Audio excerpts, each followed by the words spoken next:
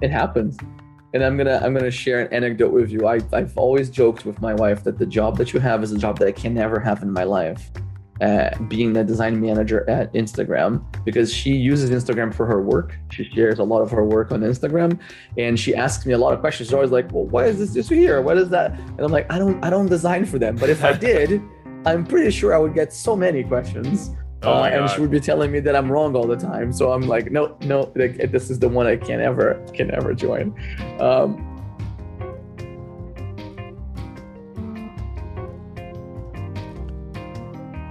Hola and welcome to episode 11 of Latinx's Who Design.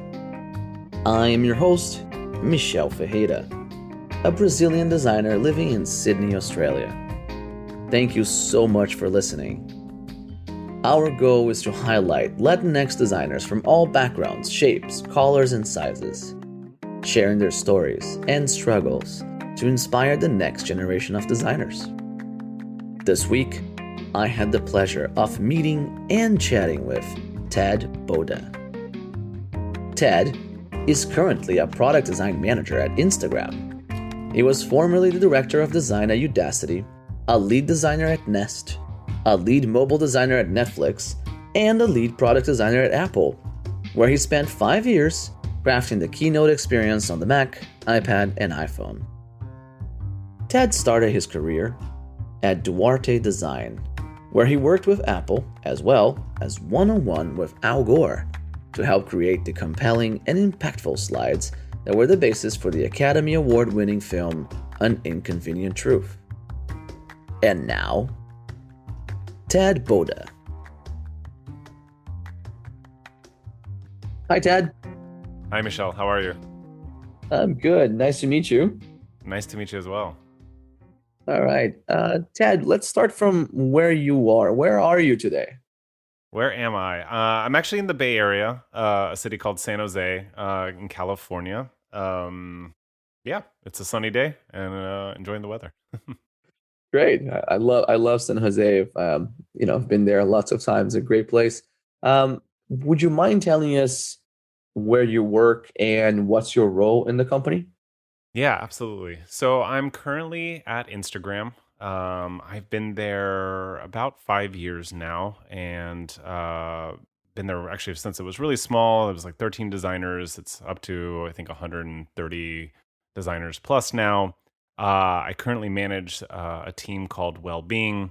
Wellbeing really focuses on the safety, support, and the equity and the trust of the Instagram community. So we do everything from focusing on privacy, equity, donations, bullying, teen safety, account identity, accurate information, customer support. So it's actually a wide spectrum of kind of like work for Instagram. The reason why I like Instagram, I think, is because it's a really good blend.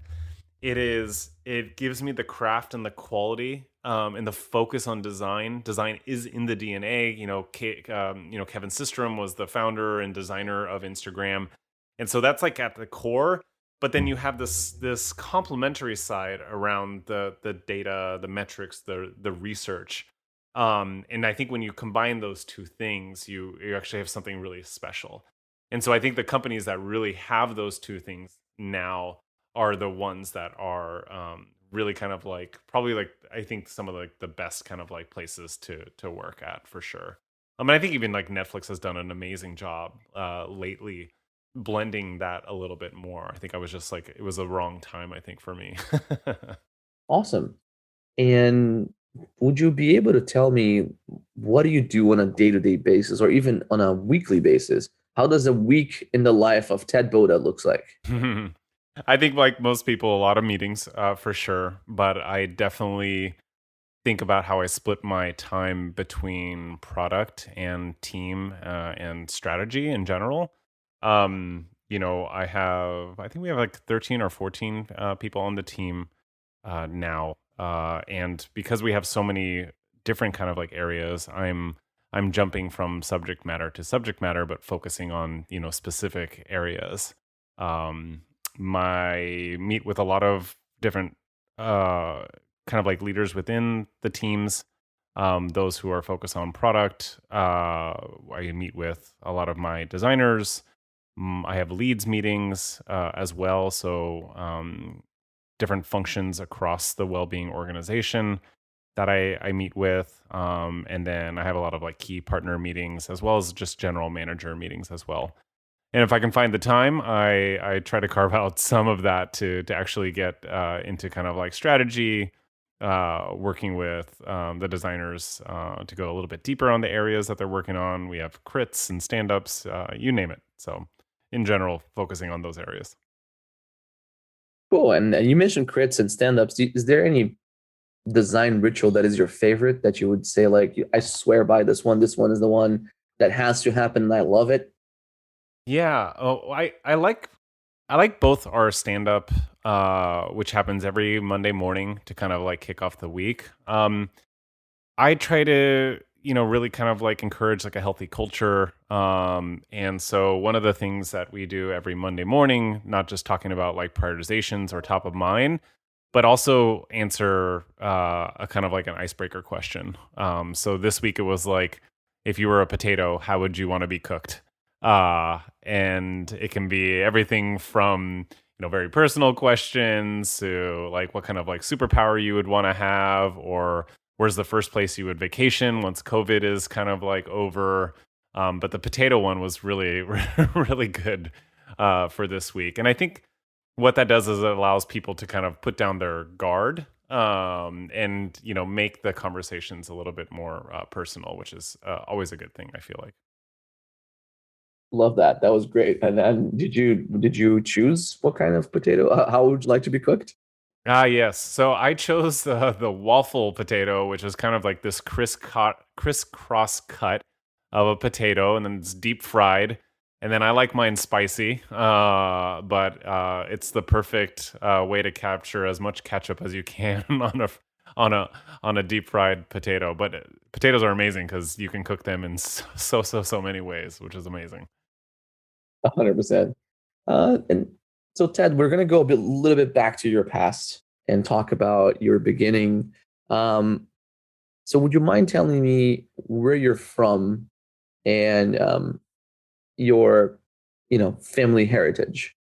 Yeah, absolutely. So I was born in the States. My parents were immigrants. My mother was from Chile, and my father, a refugee from Hungary. I grew up, my parents divorced young, so I grew up with my mom since I was 5. So really had actually a really good kind of like relationship with both my parents, but grew up in kind of like a Latino household. What's interesting is my mom never spoke. Both my parents never spoke their native languages to me. I think they wanted me to focus on speaking English. I think they also were kind of like impacted by a lot of kind of like racism and just hesitancy, being here in the States with accents. So I think they contributed to a lot of like choices like my name is Ted. It's not the most Latino name.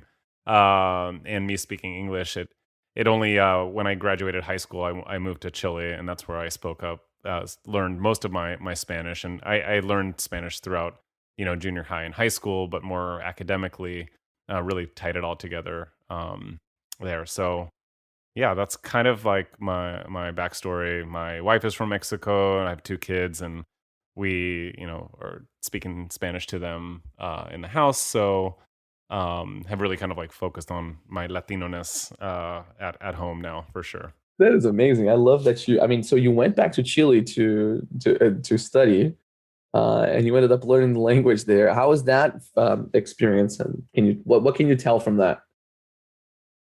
That was all. I mean, it was such a different time. So this, I'm aging myself, but that was back in '93. So there was, no internet, no cell phones. I, got on a plane, stayed with a family, went to a couple of schools there, a more traditional like Chilean school, and then I actually went to a British private school as well. So I was in Punta Arenas, which is the southernmost city in South America, actually. So very cold. I learned quickly I did not have the appropriate clothing for that. But yeah, it was a great experience. I was there for 6 months. I really probably should have stayed longer. I think you always realize those things down the line. And so that was like my one regret. But in the short amount of time that I was there, I picked up the language pretty well. Got to meet some good friends, and stay with my family a little bit as well, which is quite nice. Awesome. Love that, man. That's a great story. And what inspired you to get into design? So I think like a lot of designers or artists, I was always kind of like attracted to drawing, putting things together. I would either, cutting things out of cardboard, had a hot glue gun, marking things up, painting, Legos, drawing obsessively, you name it. Was never a very focused student, I think, growing up. I was more of a troublemaker, black sheep. But even in my kind of like party days, I was always like drawing or painting like raver posters or just like general artwork from that kind of like era of time. And then I got into studying industrial design actually in college. That was kind of like my main focus. It was during the dot com boom as well, which was amazing because I had friends in agencies that were always asking for help. So they were quickly like, "Hey, can you learn Flash?" And I'm like, "I don't know what Flash is." They're like, "Just learn it, and you have to help me out with this demo in a week or two." And so I was always kind of like hustling in college, so studying industrial design, doing a little bit of graphic design, doing kind of demo, really kind of like doing interaction UX kind of like work before I even knew what it was. And then I graduated right when the dot com bubble burst, which was a horrible time to graduate. Um, and then, but quickly switched my focus more towards graphic design as well. And I can tell you a little bit more how I got into my career if you want. Is that okay? Great. So then, was looking for jobs, and I found this agency called Duarte Design, which focuses on presentation work. And my main client for about 3.5 years was Apple. So I did a lot of the kind of like the launch presentations, did some branding work. I was on the campus for 2 or 3 years of that time, and it was a great experience overall. And I got to meet a lot of people. And I think during that time, I was using Keynote and After Effects to mock up a lot of the UI. So this was pre iPhone, pre iPad, but the iPods were really popular. And in order to kind of like share what those experiences would look like, or even like iTunes, I would be mocking everything up in Keynote to create these kind of like animations. And so I had a sense of what UX was. It was just I was doing it from a more kind of like marketing angle. And then one of the directors for iWork, which is the group that houses Keynote, asked me if I actually wanted to work on Keynote. And I was like, absolutely. So I jumped quickly. And then I spent the 5 years at Apple working on Keynote. Basically, I led design for that on desktop, the iPhone, and the iPad. Those were launched. Those two products were launched during that 5 year run there. And then I have the history beyond kind of like Apple, but that's how I basically jumped into this area of work. Great stuff, man. Love how that beginning was a natural progression almost. Starting from one company and following up to the other. I noticed too, looking at your resume, that you basically almost completed the entire scorecard for the FANG companies in Silicon Valley. So let's go a little bit through your history here. So just so the listeners know, so you started at Apple, then you moved to Netflix. Can you tell a little bit more of that story, all these companies that you went through, and maybe even if you have any thoughts on, why did you choose them at that time? What interested you? Yeah. So definitely, Apple was the most unique of the companies that I've been at. I think the biggest one is their general focus on quality and craft. Design is at the forefront of everything they do and innovation. And so I spent 5 years there. I felt like I had exhausted what I could have learned. I think from Keynote, and pushed it as hard as I could. And I think I saw what naturally was ahead and what wanted to do something different. And then I got approached at South by Southwest from one of the directors at Netflix, and they were looking to really change the way the mobile experience was. And I thought it was a great opportunity to head up mobile at Netflix at the time. They had small usage on iPad, and I think even less or none on phone at the time. So really, it was my opportunity to kind of go in. I wanted to basically reimagine what the experience was on the iPad for Netflix. At the time, they were only doing a native shell, but with a web experience underneath it, and I wanted to create this like full native experience. It was a great opportunity, but I really was caught off guard because Netflix approaches design very differently than a company like Apple. Netflix was very focused on data and research, less so, I think, at the time on the craft part of it. And I think that was hard for me. And I had always, come from Apple where you're like launching one thing every year, and Netflix was doing small tests, iterations every week or two, and basically moving fast. And that first year was really hard for me because I had this mentality of like ship big things, and put the utmost kind of like quality into it. And it took me a while to really understand how important the data and the research was to not only grow your product, but actually to create a great product experience. So I spent a couple years there. It was really good. And then I went ahead and went to Nest, which was more like Apple because Tony Fadell had, of course, come from Apple. And so it was a little bit back to the way Apple was run. But I was at this point looking for the data to really back up what the designs were. How many people have thermostats? How many thermostats do they have? What other kind of controls? What's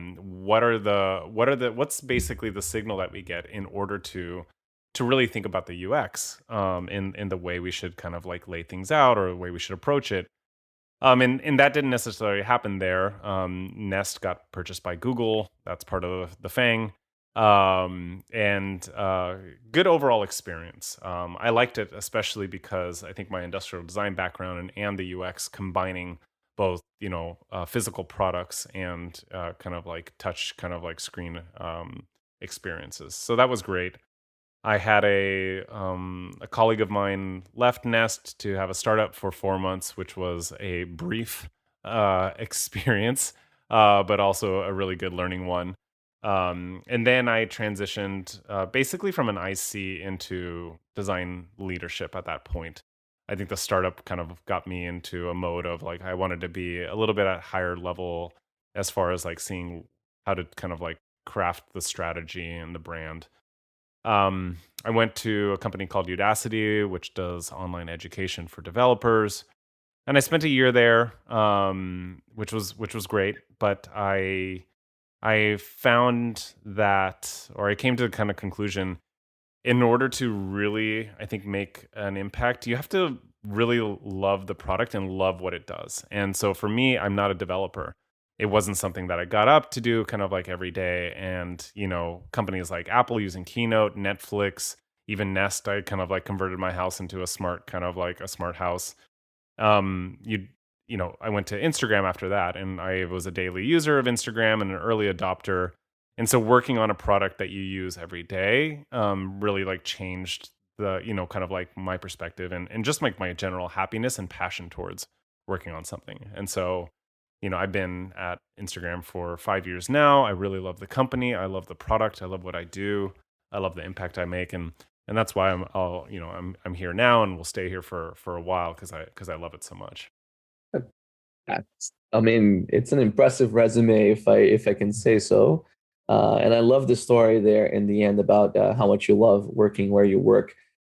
Can you tell me, you mentioned what inspired you to get into design, but Could you tell me what makes you stay in design or still motivates you to stay in design today? I think the I think there's two things. I think there's like one is like the problems are always changing. So, last year we had the election. This year we have COVID and COVID vaccines. Bullying is something that kind of like happens to both individuals and teens and creators. And so, thinking through how you can kind of like solve some of these problems at scale is really amazing and really kind of like satisfying and also purpose driven. And so I feel like there's a lot of purpose in the work that we do day to day. um the people that I'm surrounded with are incredibly talented, just amazing designers and amazing product thinkers, more than kind of like anything. And I think the big one for me and why I would stay, where I'm at is I'm continuously learning. I really feel, and I've mentioned this before in some other places, that being at Facebook, I feel like I'm getting my PhD in product design and actually even product organizations at scale. And so I'm part of this kind of like very large team, even larger on the Facebook side, and I interact with a ton of different partners across the company. And I think I'm constantly like pushing myself as well as everybody else, and I think that's a great thing to be surrounded with. Great, man. And with all that, all those companies, I'm going to ask a question that is very, it really fits that whole Latino mentality in a way. Is there a moment where you think you made it? uh I think, yeah, I suffer from imposter syndrome, as do a lot of people. I think even a lot of people at the company kind of always are pushing themselves harder and harder and harder. Um, I do I feel like I made it? I think I've done a good job, and I think I've been successful at the places I've been. I'm not necessarily somebody who wants to be in the limelight. I don't really, care about, I think, the same things that other people do, especially in my stage in life and like having kids. I really want to get to work, and I want to get home and like be with my family. But I've been, I think, both really fortunate and feel really kind of like satisfied about the work that I've done. But because I keep learning, I don't think I'll ever feel like I've made it. I think we're always striving, and I think with a lot of like type A, personalities in the company that I work at, I think there's a lot of that same desire to kind of like keep getting there. You know, I am one story of thousands and thousands of stories out there. So I don't think I'm anything special. I think there are a lot of people that do what I do, as well. Just like it's just one more story, I feel like. There are people in design leadership like Julie Zhu, Katie Dill, really kind of like amazing design leaders that they're more comfortable, or they have just become experts in being public facing and focusing on their brand. Um, but for every like one of those leaders, there's 100 other leaders that are doing amazing work as well as leaders and in product, but they're just not people that you know. And so, I'm surrounded by design leaders that have these kind of like same stories. And so I think one thing, people maybe confuse is visibility with success. And so, for me, not being well known, I don't care how many people I have on, following me on Twitter. I don't use Twitter that much. I don't do, speaker series. That stuff's not important, but I feel this very gratified with the work that I do. And I know that I've built this amazing kind of like team that I'm surrounded by. And so I just I don't yeah, I think a lot of people kind of like, equate success to people knowing who you are. And I just don't believe that's true. For me personally. Each week, I get to share with all of you great stories from Latinx designers, but none of this would be possible without Anchor.fm. Anchor.fm is a free, easy to use podcast creating tool that allow you to create and edit anything you need for your podcast. It distributes the podcast for you so it can be heard on Spotify, Apple Podcasts, and many more. It's everything you need to make a podcast in one simple place. If you're interested in making a podcast, download the free Anchor app or go to Anchor.fm to get started. Anchor.fm, thank you for supporting this podcast. Great. All right. Well, if you could do anything in the world, if any job, anything that you would want to do was available to you, what would be your dream job? Building homes, 100%. Yeah, I'm obsessed with architecture and uh, generally building. I think that, UX is great. I love kind of like design, but there's something so satisfying about building something, whether it be like furniture or a fence or a house. I loved, I'm a huge Dwell magazine fan, if anybody knows that. So, modern architecture, and I just think the home is such a great thing to design, or homes are just such great things to design because they're these very like personal experiences. And I am just like fascinated with it, and that's the dream job, is to do what I'm doing for another 10 years and then switch completely into a different industry, and hopefully like design and build custom homes is where I would really love to be heading. Nice. That's great.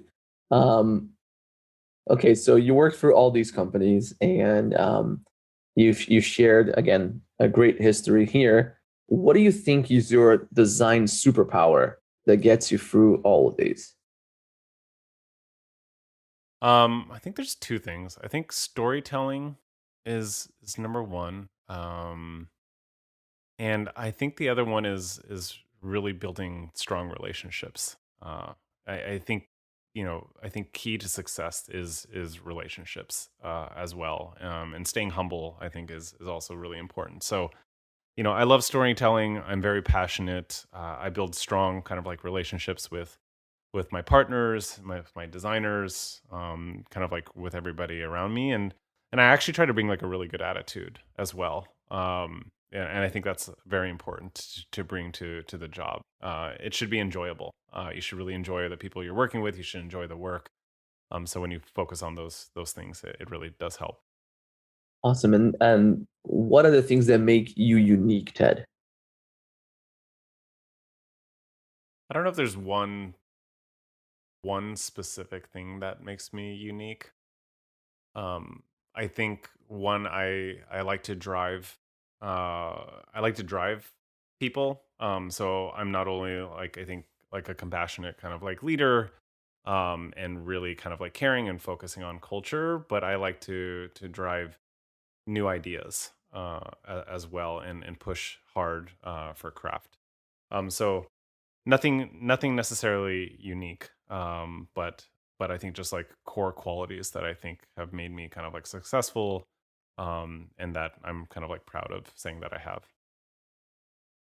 So I'm gonna give you my superpower. So my superpower is I have a time machine, and I can connect Ted from now to Ted from the past, and I can put you, to talk to each other. So, what advice would you give Ted starting out, if you could reach through, the um, flow of time and actually talk to yourself Talk to myself in the future or in the past? in the past?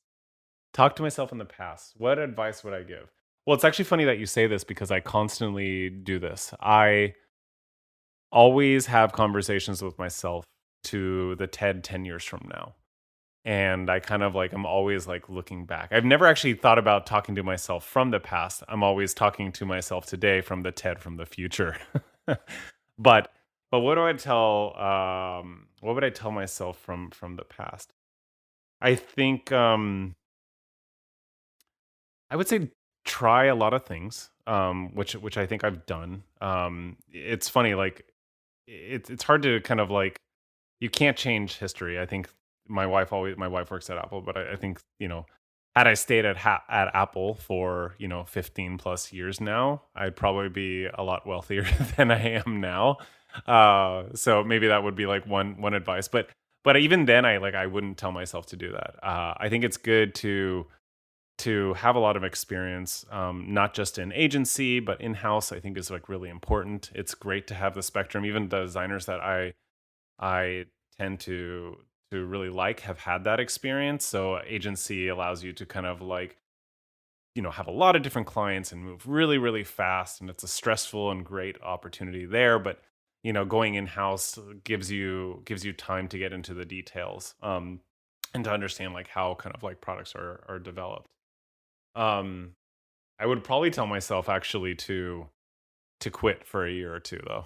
I've been like hustling this whole time. And there were always these moments where my wife and I were like, "Oh, we should just take, 6 months or a year off to travel." And I think there was always this desire to kind of like get ahead, get ahead, get ahead.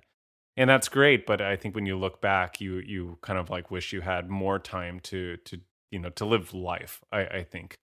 And so that's probably the most important thing I would kind of like tell myself in the past is just like it's okay to have all of these names on the resume, and those jobs will be waiting for. But take the time to enjoy life, to travel if you can, do those things that are important to you, and those jobs will always be waiting for you. Amazing. Awesome, man. Um, so you took some time to go, you know, connect with your culture. Like you said, you went to Chile, and you connected with not only family but language and the culture of your heritage. Did you think that anything from that culture has influenced you and changed you in a way when you came back to where you live? Yeah. So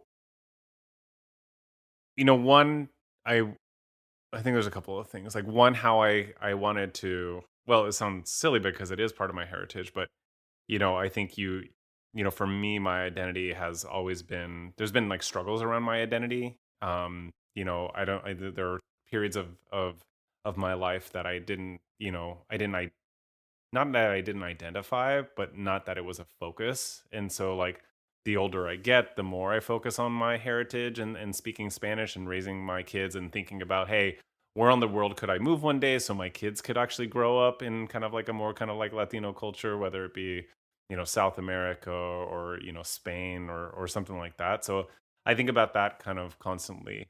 But more than anything, and this is probably like working at Facebook and in Instagram as well, is just like how can I be surrounded with a more diverse set of people? So more Latinos, more Black designers. I would love to see more of that. And I actually head up or one of the leaders at the for Latin at Design within kind of Facebook. And so I've always been a proponent of focusing on diversity and diversity hires. I've done everything from going to Mexico City to these batch interviews with a lot of designers from Mexico City, and we actually hired I think 6 out of 8 designers there, which was really great to see. And these are all incredibly like talented people. And was planning to go back to Guadalajara last year when COVID hit. Which was kind of a bummer. So, I love to focus and support Latino designers and just the design community, researchers and content designers within Facebook. I love to see more talented designers that have these kind of like backgrounds or heritages coming, to work with us. And have befriended kind of like people along the way. Like one of my good friends, Lulo, who lives in Mexico City, had an agency called 23, and they actually recently got purchased by Frog Design. And I think they have the first uh, Latin American kind of frog headquarters out in Mexico City. And so we chat a lot about like design and how design is changing in Latin America in general, and it's really exciting to kind of like see that. So I try to culturally be involved. I like to, from a recruiting standpoint and just a general like support and mentorship standpoint, really like to focus on these areas at work. Oh, that's great. And you mentioned something that the group at Facebook or Instagram, the Latin group there. Um, is there any more details you can give us? How did that start, or do you have any idea? What really drove getting some of these groups? Because it's really interesting to hear. By the way, in big companies when some of these start naturally, organically, or just what was the driving force behind it?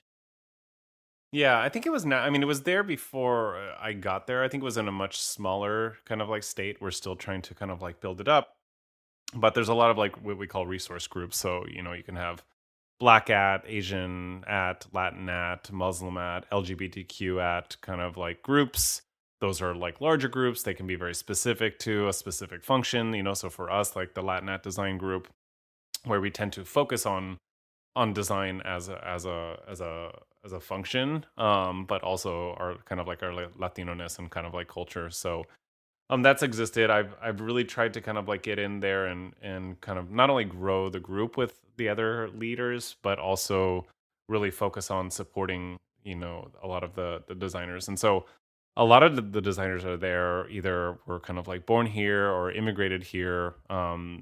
This is, for some of them, this is their first job in the US, and language is kind of like a barrier sometimes. There's also this imposter syndrome. There's also this uh you know this feeling of not belonging, and just generally having like so many questions but not knowing who to talk to.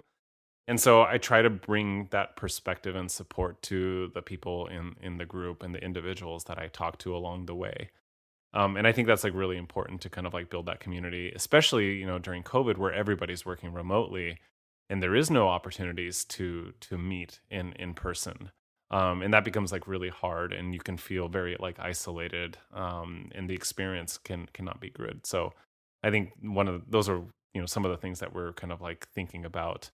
We actually have a big, well, it's a mini conference, but it's been a lot of effort in order to kind of like bring the Latinx design community together, and to have panels and to have kind of like guest speakers and activities to bring some connectivity to, or connectiveness to, I think, to the group of designers, researchers and content designers, I think, on the team. Awesome. Um, how did you? And then thanks for that answer, by the way. I think it's really good to hear when people and companies are open to having these spaces, right? To allow people to connect, and having someone like you or having someone in the group that can support that is really interesting, especially when you are in a position like you are a product design manager at Instagram. So how did you when did you know that you wanted to go from IC to management? How did you know that this is the area that you're more interested in? Yeah, I think I'd always been intrigued by the leadership space, and I had been asked to be in a leadership perspective before. I think there were like, there were a lot of like personal, I think, choices or opinions at the time, whether I my wife and I liked the ability to kind of like travel and the spontaneity of that. I had to take care of my parents, and I wanted, I think, less responsibility, I think, as a designer, as an IC. And then along the way, kind of like things changed. Well, my mom passed away, and I didn't have to spend as much time, I think, taking care of her. And so that allowed me to kind of like open up the opportunity to get into more leadership. And I think that dipping my toes into having my own startup as well made me want to, like I said, move into more of a leadership role. And so I really like took this opportunity at Udacity for that 1 year to be the design director there, and really like try it out and just say like let's go for this, and not be kind of like scared or nervous to kind of like do it, and making kind of like strong decisions and using the experience that I had in the past. And I think that worked out really well for me. I really kind of like enjoyed being in that space. I really enjoyed, making these decisions and, building a team. And I wanted to kind of like carry that through. And now I'm at a point where it's just like I can't see myself going back to an IC. I love building teams, and I love, having those teams actually be the stars of the show, and really kind of like making sure that they have the opportunities and I can unblock them, and really kind of like help them grow in their overall careers. And I think it's just something I really enjoy at this point. And even, I'm not an advisor or anything for any company, but I've known a lot of like friends or acquaintances, or just have been connected to different people along the way that have, wanted to kind of like grow their design presence within their company or just their kind of like teams. And I love just in general like helping guide those companies or those individuals along the way on kind of like those decisions. So it feels natural, I think, for me to do what I'm doing. Great. Awesome. Um, okay, so now let's imagine that you have the ear of all the listeners, and hopefully a lot of Latinos and Latinas that are starting out or that are in their country of origin that have been working with design for a long time, but still, haven't gotten to a place where they feel like they've achieved, the success that they want, or they want to step out and grow and really, again, make it in design. Although that's a very complicated term for some people, but actually, what I'm asking you is, what advice would you give to these designers that are starting out or that are trying to make it in the industry? Well, I think first, it's such an amazing time to be a designer. I mean, there is design today is very different from 20 years ago, or from like when I was in school. I think there was always like design and graphic design, but like UX, has UX design has exploded. It's an incredibly, um, not just like lucrative, but I think it's a coveted kind of career choice now. I think every companies have changed their perspective of design. Design is becoming the part of the DNA of so many companies. And while I've me specifically, I've seen kind of like in the US, but I'm seeing so much innovation and design influences into companies across the world, in Latin America. Like I said, I mentioned, what was happening in Mexico City. And when I was there, seeing startups and, bigger companies, old banking kind of like companies having these large kind of like design and research functions within them. And so what I'm seeing now is just like this bigger and bigger opportunity. If it's UX specific, it's to kind of like do what I was mentioning before, is to kind of like think about doing agency, but also thinking about going in house. I think those two things are really a good kind of like mix. I specifically like being in house more at this point, because I get to go really deep for longer periods of time. Um, and so I think if I would recommend is just like to keep at it, to stay really kind of like focused and positive, always kind of like be learning. To those who want to like come to the US, or to continue to look at their careers in their own home countries, is just, it's basically trying to keep your ear to the ground and listening to kind of what is changing in the industry, who are the biggest leaders in that respect design within their own companies, and really, try to focus on those companies as next steps, even if it means just coming in with little to no experience, or even feeling nervous. Again, it is constantly about learning. So, getting in is your foot in the door is really kind of like key. And then finding that next opportunity. So it's good to be loyal, but be loyal to yourself, and be loyal to continuing to grow, which I think is really important. Awesome. That's great. And um, if you could change anything in your career, what would you change? I think, well, it's funny. It actually goes back to the leadership. I think I would have tried going into leadership earlier.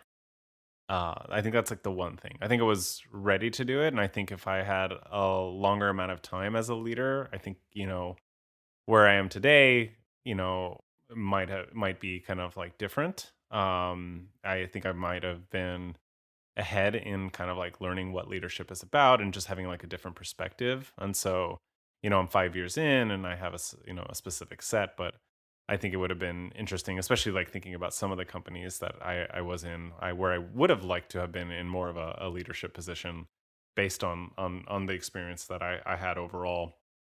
Um, and so, yeah, I think that's probably the one big change for me is to have just gone into leadership a little bit earlier on. Great, Ted. And Ted, I really appreciate you taking the time to talk to me, and it's a pleasure meeting you. Thanks a lot for joining me in the podcast today. Thank you, Michelle. Really, really great to chat with you. Thanks, Ben.